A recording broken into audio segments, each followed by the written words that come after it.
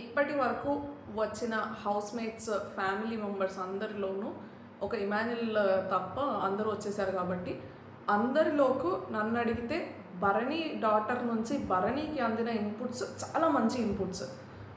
ఎందుకు అంటే Bharani game affect అవుతుంది. టాప్ 5లో ఉండాల్సిన మంచి పొటెన్షియల్ ఉండవలసిన కంటెస్టెంట్. అట్లాంటిది ఆయన గేమ్ ఎక్కడో డౌన్ అవుతుంది. ఎందుకు అన్న విషయం అందరికీ తెలుసు. ఆ విషయం గురించి చాలా చిన్న పిల్ల అయినా సరే బాగా మంచిగా అతనికి ఇన్పుట్స్ ఇవ్వగలగడంలో బాగా సక్సెస్ అయింది బన్నీ డాటర్. రాగానే తనుజ నా ఫేవరెట్ అని, తనుజకి బర్నీకి బాండింగ్ నా ఫేవరెట్ అని చెప్పడంలో, తనుజకి హగ్ ఇవ్వడంలో, అక్క అక్క అని పిలవడంలోనే దివ్యకి ఫేస్ మాడిపోయింది. అప్పుడే అర్థం చేసుకోవాల్సింది దివ్య ఎంత బ్యాడ్గా పోర్ట్రే అవుతుంది, నా బాండ్ వాళ్ళకి నచ్చట్లేదా అన్నది. ఇంకొకటి, దివ్యాని సపరేట్గా బయటికి పిలిచి అందరి ముందు చెప్పలేదు.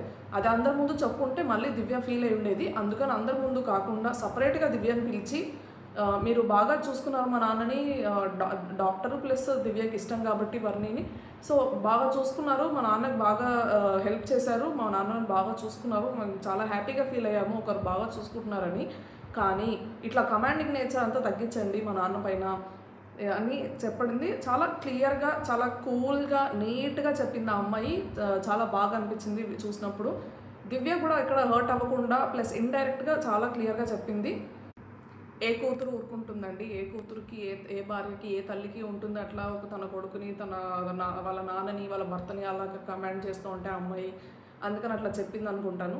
లోపలికి వెళ్ళిన తర్వాత మళ్ళీ దివ్యకి దూరంగా ఉండండి అని డైరెక్ట్గా కాకుండా చాలా ఇండైరెక్ట్గా మిమ్మల్ని కమాండ్ చేస్తున్న వాళ్ళ నుంచి మీరు దూరంగా ఉండండి, మీకు ఏదైనా ఇబ్బంది ఉంటే డైరెక్ట్గా ఓపెన్గా చెప్పేసేయండి, మీలో ఆ ఫైర్ కావాలి, మీలో అగ్రెషన్ మాకు కావాలి అని చాలా క్లియర్గా చెప్పింది. నన్ను అడిగితే చాలా మంచి ఇన్పుట్స్ ఇచ్చింది ఆ అమ్మాయి.